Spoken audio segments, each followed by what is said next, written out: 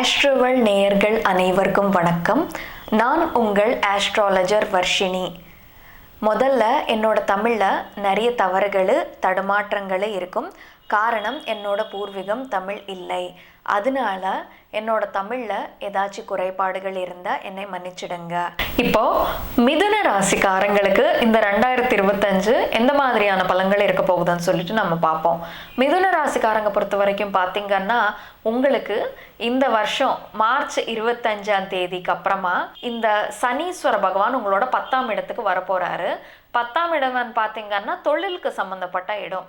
So இந்த time பீரியடில் எப்படி இருக்கும்னா, மிதுன ராசிக்காரங்களுக்கு முதல்ல ரொம்ப நாளாக வேலை இல்லாதவங்களை கூட வேலை பண்ண வைப்பார் சனீஸ்வர பகவான். பொதுவாகவே சனீஸ்வர பகவான் வந்து எந்த இடத்துல இருந்தால் அந்த இடத்துக்கு சம்பந்தமான விஷயத்திலிருந்து பிரித்து வைப்பார், கொடுக்க மாட்டாரான்னு சொல்லுவாங்க. ஆனால் சனீஸ்வர பகவான் வந்து பார்த்திங்கன்னா கர்ம கிரகம். 10ஆம் இடம்ன்றது சனீஸ்வர பகவானோட சொந்த இடம். மேஷத்தில் இருந்து பார்க்கும்போது 10ஆம் இடம் மகரம் ஆகும். ஸோ கர்ம இடத்துல வரும்போது மட்டும் சனீஸ்வர பகவான் என்ன பண்ணுவாருன்னா, இந்த டைம் பீரியடில் வேலை பண்ண வைப்பார். ரொம்ப நாளாக வேலை இல்லாதவனை கூட என்னன்னா வேலை செய்ய வைப்பார். அந்த அளவில் வந்து என்னன்னா இது வந்து ஒரு பாசிட்டிவான சம்பவம் மாதிரி தான் நம்ம எடுத்துக்கலாம். அப்படியே பார்த்திங்கன்னா ஒர்க் ரிலேட்டட் ஸ்ட்ரெஸ்ன்றது மிதுன ராசிக்காரங்களுக்கு கொஞ்சம் அதிகமாக இருக்கும். ஏன்னா 10 பேர் செய்ய வேண்டிய வேலை கூட இவங்க தான் செய்கிற மாதிரியான விஷயம்னு சொல்லிட்டு சொல்லலாம். இருந்தாலுமே சரி, எப்போ என்ன மிதுன ராசிக்காரங்களுக்கு நலமாகவே இருக்காதான்னு நினச்சிக்காதீங்க. ஏன்னா உங்களுக்கு வந்து இப்போ குரு 12ல் போயிட்டுருக்காரு. 2025 மே 14ஆம் தேதி வரைக்கும் குரு வந்து 12ஆம் வீட்டில் இருப்பார்.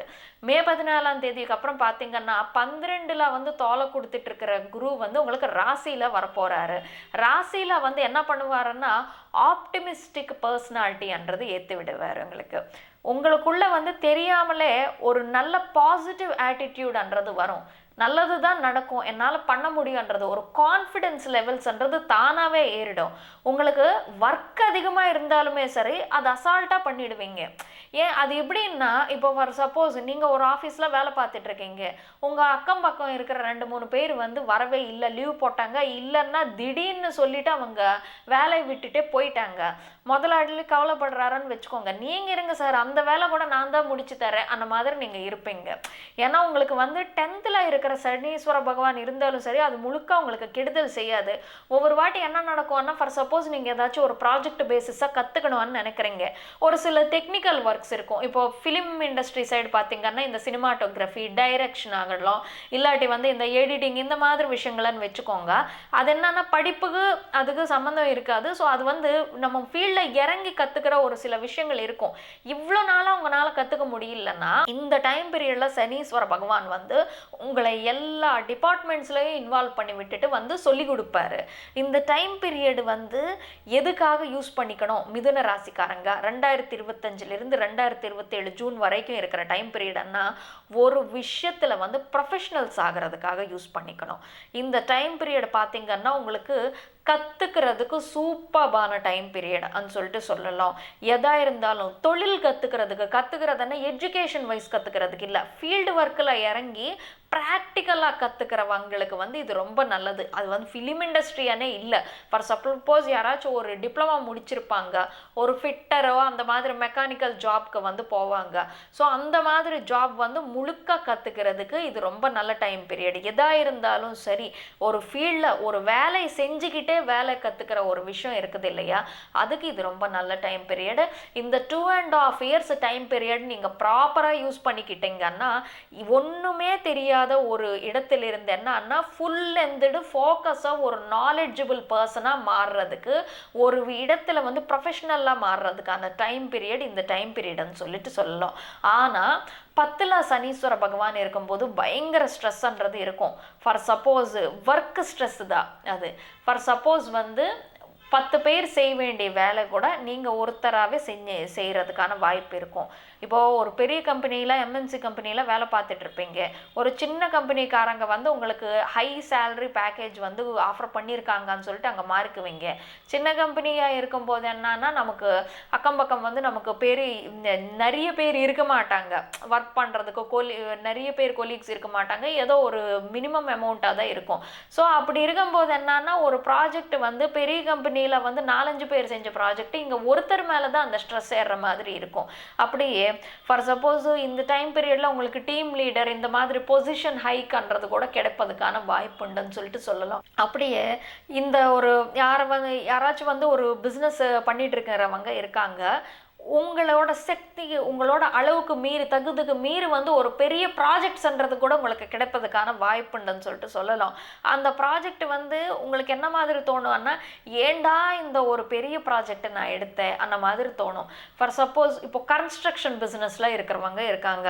இப்போ வரைக்கும் நீங்கள் ஒரு சின்ன பில்டிங்ஸு சின்ன ஆஃபீஸ் மட்டும்தான் கட்டி வச்சுருக்கீங்க. இங்கே உங்களுக்கு வந்து பொதுவாகவே திடீர்னு சொல்லிட்டு ஒரு பெரிய ஒரு ஹோம்ஸ்லேருந்து ஒரு பெரிய கன்ஸ்ட்ரக்ஷன் கம்பெனியிலிருந்து வந்து ஃப்ளாட் கட்டுறதுக்கான ஒரு வாய்ப்பு பண்றது 3 BHK ஃபிளாட்ஸ் மாதிரி கட்டுறதுக்கான ஒரு வாய்ப்பு அமைஞ்சிரும். ஸோ இந்த டைம் பீரியட்ல எப்படி இருக்கும்னா, ஏண்டா நான் இந்த ஒர்க் எடுத்தேன் அந்த மாதிரி இருக்கும். ஆனா இதோட பலன் உங்களுக்கு எப்போ கிடைச்சிரும்? 2027க்கு அப்புறமா உங்களுக்கு 11ல சனி உங்களுக்கு வரும்போது அப்போ கிடைச்சிரும். பட் இந்த 2.5 இயர்ஸ் எப்படி இருக்கும்னா, ஒன்று அமைஞ்சா இன்னொன்று அமையாது. அப்படியே வந்து என்னன்னா கொஞ்சம் முக்கியமாக பார்த்தீங்கன்னா, இந்த ஒரு பிஸ்னஸ் பண்ணிட்டு இருக்கிறவங்களுக்கு நீங்களே முதலாளியாக இருந்தால் தொழிலாளிகள் கூட கொஞ்சம் பிரச்சனை வரும். இந்த டைம் பீரியடில் வந்து தொழிலாளிகள் வந்து உங்களுக்கு தொல்லை கொடுக்கறது மாதிரியான டைம் பீரியட். ஏன்னா சனீஸ்வர பகவான் வந்து தொழிலாளிகளுக்கான ஒரு கிரகம்னு சொல்லிட்டு சொல்லலாம். ஸோ அதனால தொழிலாளிகள் வந்து கொஞ்சம் தொல்லை கொடுக்கிறதுக்கான டைம் பீரியட்னு சொல்லிட்டு சொல்லலாம். அப்படியே ஒரு விஷயம் வந்து நீங்கள் எதா இருந்தாலும் வந்து யாரையும் நம்பி பேஸ் பண்ணிவிட்டு அது விட்டுட்டு போகாதீங்க இந்த டைம் பீரியடில். ஏன்னா தொழிலாளிகள் தொல்லை கொடுக்குற டைம் பீரியட்னு நான் சொன்னேன் இல்லையா?